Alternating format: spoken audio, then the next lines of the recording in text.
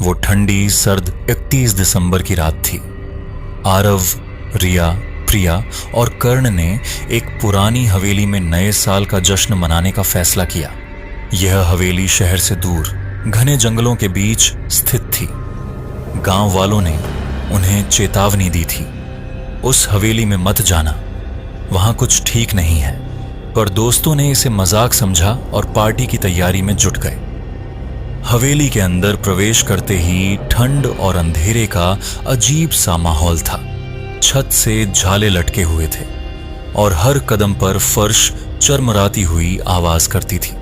कर्ण ने हंसते हुए कहा, क्या गजब का थ्रिल है, पर डरने की कोई बात नहीं, हम बस मस्ती करेंगे। पार्टी की शुरुआत डांस, म्यूजिक और खाने पीने का मजा शुरू हुआ। सब जोर जोर से हंस रहे थे। तभी बिजली की तेज कड़क के साथ लाइटें बंद हो गईं। पूरा कमरा अंधेरे में डूब गया।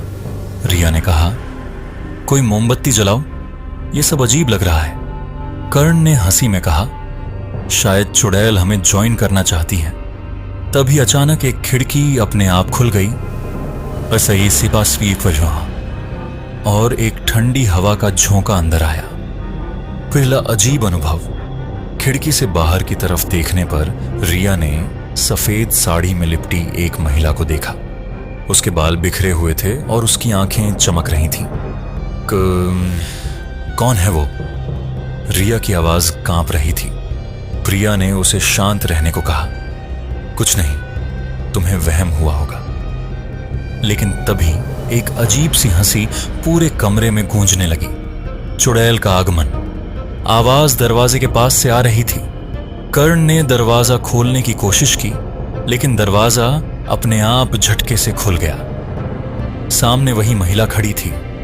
उसकी आंखों में खून जैसा लाल रंग था और उसकी आवाज गूंज रही थी, तुम लोगों ने मेरी शांति भंग की है, अब इसकी सजा मिलेगी। सबने भागने की कोशिश की, लेकिन दरवाजा अपने आप बंद हो गया। महिला ने आगे बढ़ते हुए कहा, नए साल की रात मेरी रात है, कोई भी जिंदा नहीं बचेगा। जिंदगी बचाने की जद्दोजहद। डर के मारे सब इधर उधर भागने लगे। कर्ण ने अपने फोन से गांव वालों को फोन करने की कोशिश की, लेकिन कोई नेटवर्क नहीं था। तभी प्रिया को टेबल पर एक पुरानी किताब मिली। उसमें लिखा था कि इस चुड़ैल का अंत सिर्फ सूरज की पहली किरण से हो सकता है। हमें सूरज निकलने तक बचना होगा। प्रिया ने कहा, मौत का खेल। चुड़ैल लगातार कमरे बदल बदल कर सबको ढूंढ रही थी। कभी उसकी हंसी सुनाई देती, कभी उसके कदमों की आवाज।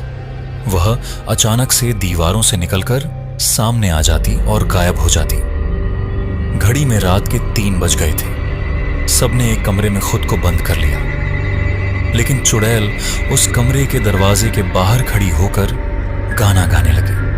उसकी आवाज इतनी भयानक थी कि सबके कानों में खून उतरने लगा। सूरज की पहली किरण। जैसे जैसे सुबह करीब आई, चुड़ैल और हिंसक हो गई। उसने दरवाजा तोड़ दिया और सब पर झपट पड़ी। लेकिन तभी खिड़की से सूरज की पहली किरण अंदर आई। चुड़ैल एक चीख के साथ हवा में घुलने लगी। तुम लोग बच गए, उसकी आखिरी आवाज हवा में गूंजती रही।